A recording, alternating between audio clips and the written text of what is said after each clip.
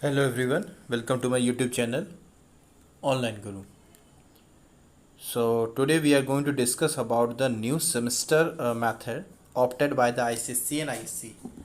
शायद आप लोगों ने ये न्यूज़ देख ली होगी कि ICSC जो है इस बार अपने एग्ज़ाम्स को दो पार्ट में करने जा रहा है।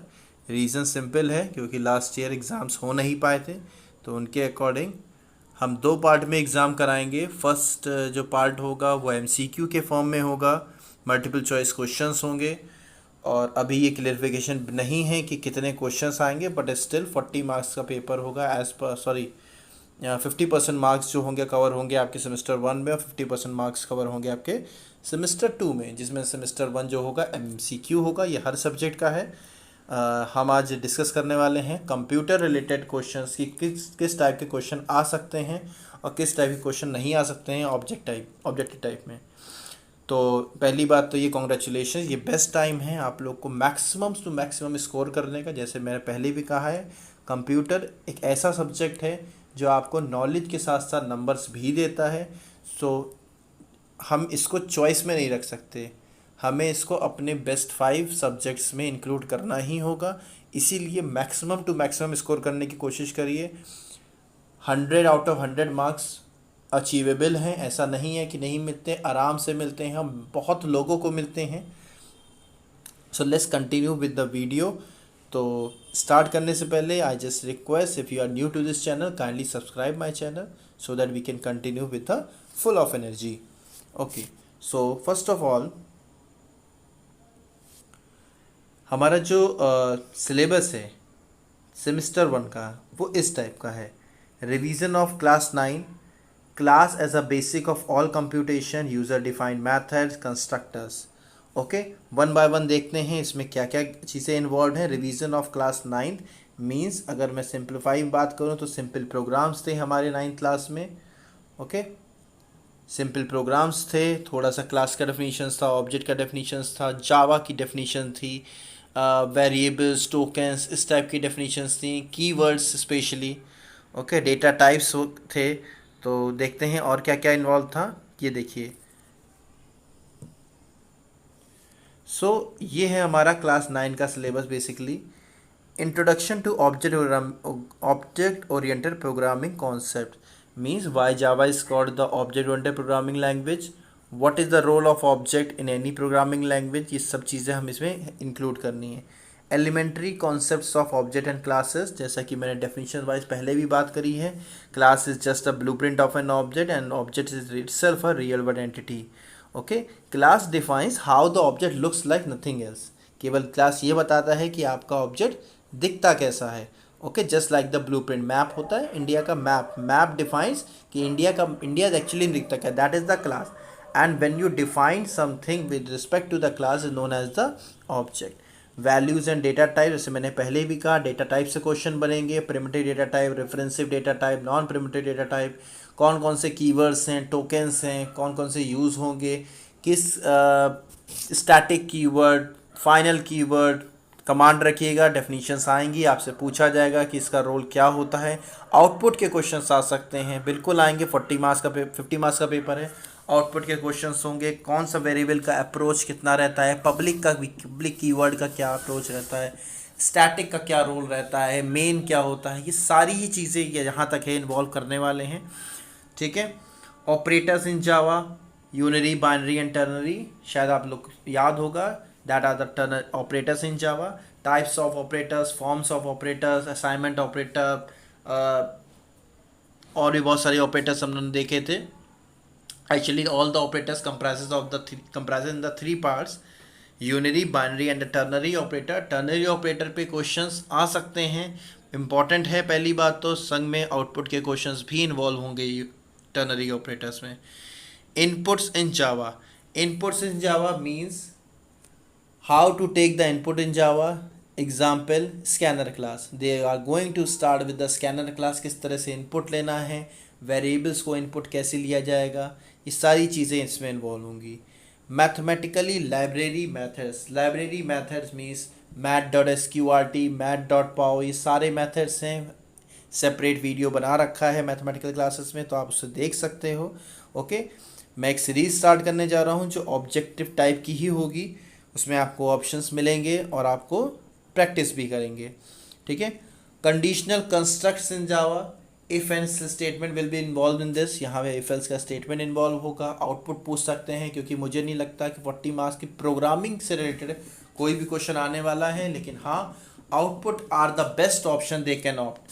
ध्यान रखिएगा 50 मार्क्स का पेपर है जिसमें प्रोग्रामिंग नहीं है। पिछले साल तक 40 मार्क्स की थ्योरी आती थी केवल, इस बार 50 मार्क्स की थ्योरेटिकल पेपर आ रहा है जिसमें से मैक्सिमम टू मैक्सिमम आप एक्सपेक्ट कर सकते हो ये आउटपुट के क्वेश्चंस ही आने वाले हैं।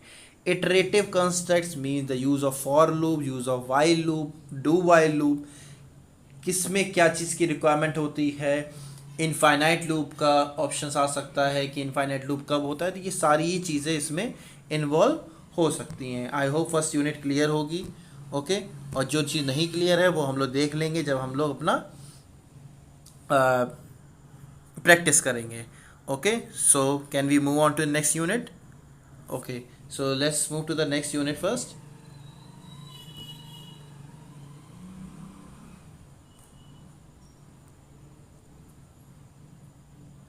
Second unit, okay. Second unit में ये चीज़ें इन्वॉल्व हैं। ऑब्जेक्ट एंड क्लासेस पहले भी बात करी है, क्या क्या बिहेवियर होता है, मेंबर वेरिएबल्स कैसे होते हैं, लोकल वेरिएबल क्या होता है, क्लास वेरिएबल क्या होता है, स्टैटिक मेथड का क्या रोल होता है, object method definition, encapsulation, oops के कॉन्सेप्ट पूछे जा सकते हैं, एब्स्ट्रैक्शन का रोल कैसा होता है, primitive data type, compose data type क्या होते हैं, variable declaration for both type between the two types, difference between the two types, okay. Local variable and class variable की बात कर रहे हैं ये। Object as the instance of a class, object related question पूछे जा सकते हैं। और यहाँ पर आपका explaining the class and object means इस पूरे पार्ट में से केवल थ्योरी आने वाली है, इसके अलावा कोई ऑप्शंस नहीं है। आउटपुट के क्वेश्चन जनरेट करना बहुत मुश्किल है इस थ्योरी, इस यूनिट में से, तो आप इसकी डेफिनेशंस पे कमांड रखिएगा, स्पेशली द वेरिएबल्स का कहाँ यूज़ होता है, स्कोप ऑफ द वेरिएबल। ध्यान रखिएगा किसी भी वेरिएबल का जो स्कोप होता है दैट इज़ वेरी इंपॉर्टेंट। कौन सा डेटा टाइप यूज़ हो रहा है, रिटर्न टाइप क्या हो रहा है, and the memory size, most important part of this unit. Memory कितनी यूज़ हो रही, इंट, डबल, कैर, फ्लोट, इन सब की कितनी मेमोरी यूज़ होती है, ये आपसे पूछा जा सकता है। Is it okay? आगे चलें, ओके। सो नेक्स्ट इज थोड़ी सी बड़ी यूनिट है ये, देखते हैं क्या लिखा है।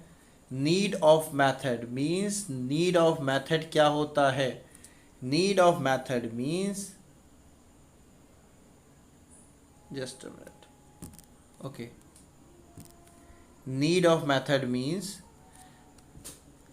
it just opted to apply the rule of abstraction hiding the implementation details, ठीक है। यही है मेथड ओवरलोडिंग, पूछ सकते हैं। मेथड ओवरलोडिंग क्या होता है, using the same method comes to the polymorphism. Polymorphism का कॉन्सेप्ट है ये। Call by value and call by reference का कॉन्सेप्ट क्या होता है, ऑब्जेक्ट कैसे क्रिएट किए जाते हैं, फंक्शंस को कॉल कैसे किया जाता है, स्टैटिक और नॉन स्टैटिक मेथड का क्या रोल होता है, प्योर और इम्प्योर फंक्शंस क्या होते हैं, ठीक है।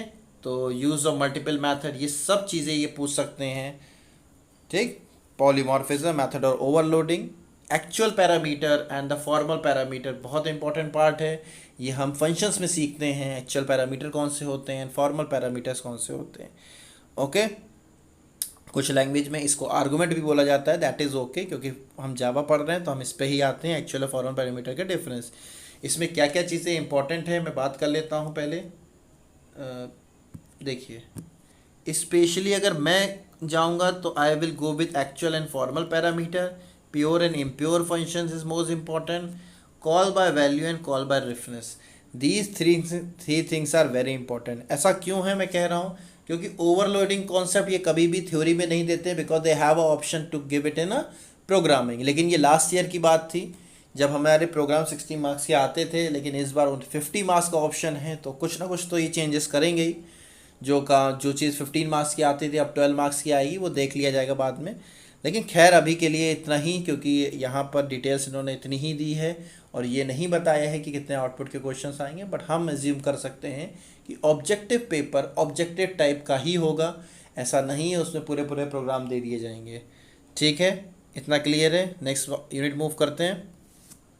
Okay, so next is a very important unit, constructor. Okay, this is the constructor. What does this mean? Definition of the constructor. Do you know what is the definition of the constructor? Definition of the constructor is important. Difference between the constructor and the method is important. Uses of constructor is important. तो constructor के बारे में ज़्यादा तो हमें नहीं सीखना है। constructor की definition that it is name, इस name is similar to that of the class name. class name के बराबर इसका name होता है, same, कोई भी रिटर्न टाइप नहीं होता है। It will be called at the time of object creation, जैसे जैसे हम ऑब्जेक्ट क्रिएट करते हैं वैसे ही ये कॉल होता है। और लास्ट में इसका काम क्या होता है? इसका काम क्या होता है? The work of the constructor is to initialize the variable with the values.